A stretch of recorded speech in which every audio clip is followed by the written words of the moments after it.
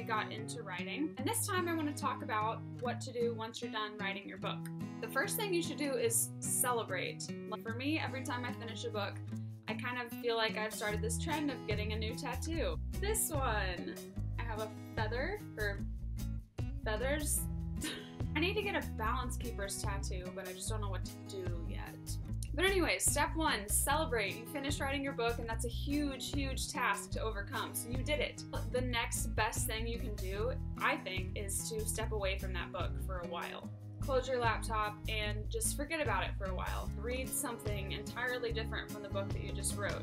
That gives your head time to clear. For me, I'm always on deadlines. When I'm done writing a book, I will put it away for like maybe a week and a half, and then I'll go back and read the whole thing through, and then I'll start taking notes. It's kind of important to get fresh eyes on a book, because when you're working on it for so long, you're so close to it that you like stop seeing the flaws in it.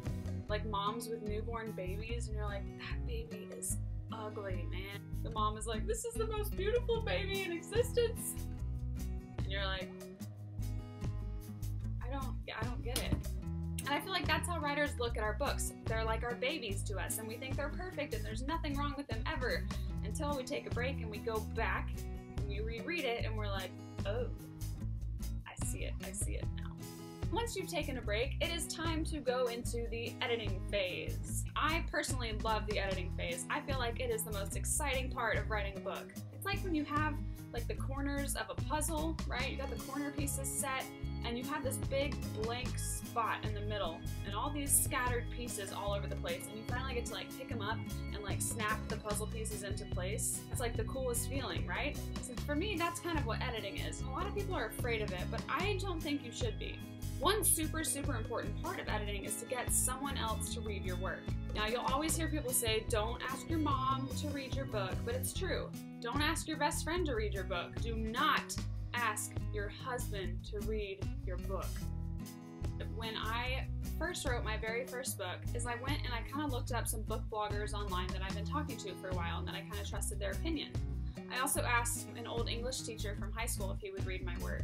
And then I found some friends that I didn't hang out with every day, but I knew that were big readers, and I knew they would read the book and then give me really good feedback, honest feedback, but uplifting feedback about the book. So once you have people called beta readers, you're probably just gonna wait a while, and you're gonna go crazy and go even crazier until you hear from them.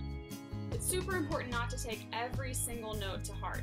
You look at what this person said, and you look at what this person said, and if there's some things that kind of like mesh together from each person, then that's probably something that's true about the book.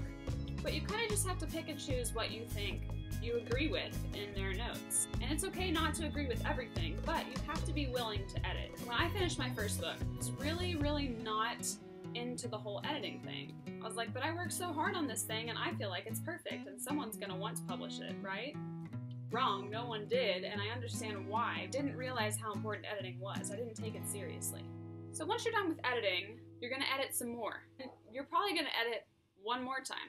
And then you're gonna be looking at this book that you've written, and you're probably gonna be like sobbing tears into your cereal because you're so freaking sick of it, but it's also so beautiful. It's like Heath Ledger when he played the Joker. You're like, this guy is freaking me out, but he's also, I know that he's really hot underneath all that. So the next step, once you're done editing your book, and if you really feel like it's solid and you're really confident that this is the draft of your book that's gonna be the one you're gonna put out there, you're gonna have to decide, do you want to self-publish your book, or do you want to try and go for traditional publishing? What I'm gonna do for the next Writing with Lindsay video is I'm actually going to read you guys my original query letter for The Murder Complex, because that was the book that landed me my agent.